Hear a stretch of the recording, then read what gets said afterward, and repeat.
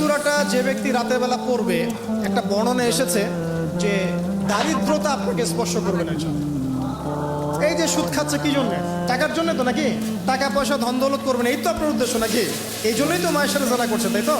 আল্লাহ বলছে সূরা ওয়াকিয়া পড়েন, আপনার দারিদ্রতা দূর হয়ে যাবে। বিশ্বাস হচ্ছে না? রিজিক কার হাতে? না, রিজিক তো আমাদের হাতে। এটা মানুষ বিশ্বাস করে না। আসলে এটা মুখে বলে, মানুষ মুখে বলে রিজিক আল্লাহর হাতে। মানুষ যদি বিশ্বাস করতো রিজিক আল্লাহর হাতে, তাহলে মানুষ কেমন করে সুদ খাবে? ও মনে করছে রিজিক আমার হাতে, আমি যদি খাই সুদ তাহলে আমি গেইন করব, যদি না খাই তাহলে আমি দারিদ্রতায় ভুগবো নাকি? যদি আমি ঘুষ নেই তাহলে আমার উন্নতি হবে অর্থনৈতিক, যদি না নেই তাহলে আমি মরে যাব, না খেয়ে মরে যাব। যদি আমি দুর্নীতি করি তাহলে আমি বাঁচবো, আমার সন্তানরা ভালো থাকবে, যদি না করি আমি দারিদ্রতায় মরে যাব। তাই তো? এই কনসেপ্ট ছাড়া কেউ এগুলা কাজ এমনি করতে পারে নাকি? নিঃসন্দেহে আমরা মনে করি যে রিজিকের মালিক আমরা, আল্লাহ নয়। শুধু মুখের মধ্যে বলি যে রিজিকের মালিক আল্লাহ। রিজিকের মালিক যদি আল্লাহ হতো তাহলে আমি হালাল পথে থাকতাম এবং তাওয়াক্কুল করতাম যে আল্লাহ আমাকে যা রিজিক দিয়েছেন তা তো আসবেই। আসবে না? আসবেই।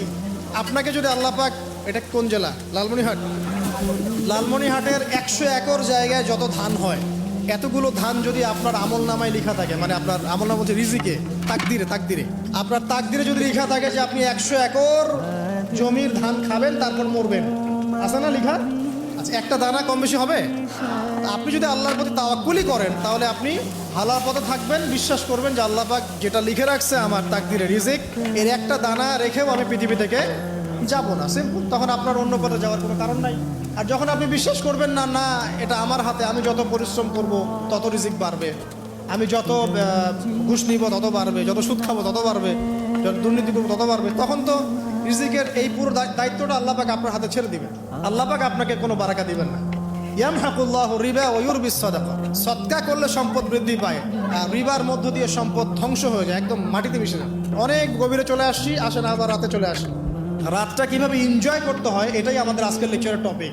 মানে আমরা কিন্তু জীবনটাকে অনেক বোর মনে করছি না? এই যে ব্যবসা বাণিজ্য, চাকরি বাকরি, বিবি বাচ্চা, পরিবার, অনেক অনেক যন্ত্রণা নাকি, অনেক সমস্যাই না? কিন্তু আল্লাহ পাক ইসলাম দিয়েছেন কিন্তু জীবনটা উপভোগ করার জন্য। কি জন্যে? উপভোগ করার জন্য।